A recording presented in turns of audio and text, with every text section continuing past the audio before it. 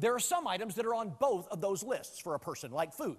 Food is a real need, and 3 or 4 times a day, it's a felt need as well. But there are many items that are unique to one list or the other. Air is a real need, but it is seldom a felt need. It's a felt need if you're underwater for a long time.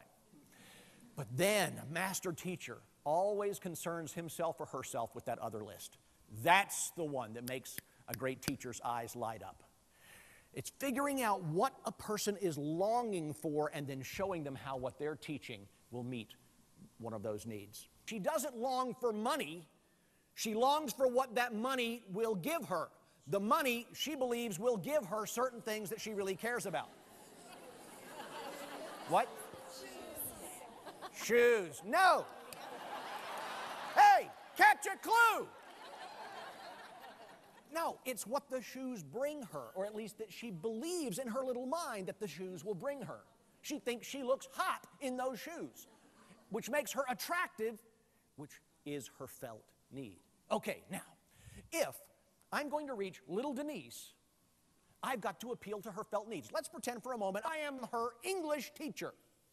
And as I am waxing eloquent about dangling participles, I notice that Denise is just not with me. In fact, she's not been with me this entire semester. What's going on? Everybody else in the class is more or less listening to what I'm saying. They're coming along for the ride, but not little Denise. Denise is staring out the window. Denise is not even trying to hide her disdain for what I am saying. Now, master teacher isn't going to leave her behind. What am I going to do? I'm going to try and find a way to turn 8th grade English into a pair of shoes.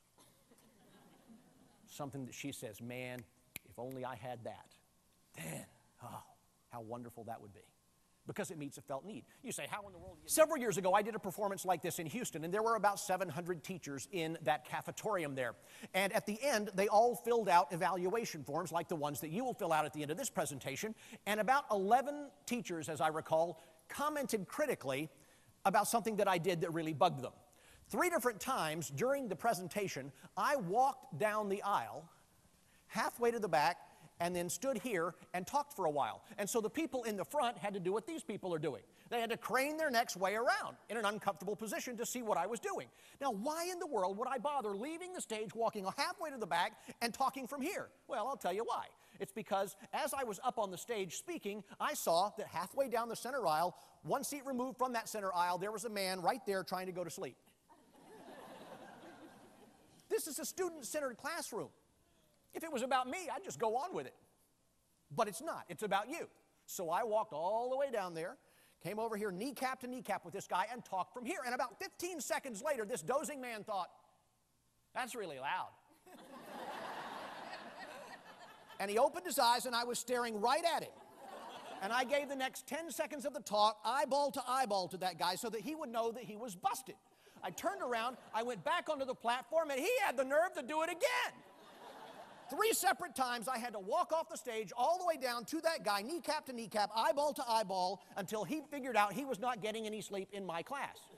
Now, it may not be my fault that that guy was going to sleep. He might have been up all night with a crying baby. How do I know? But it's my responsibility. I'm not culpable, but I'm responsible because it's not about me, it's about you. A great teacher is never going to just wander aimlessly on through the lesson if some people are not with them. They find ways to engage people, to get them involved. They make sure that they're reading eyeballs all the time. You see, you think this is like TV. It's not. I can see you too.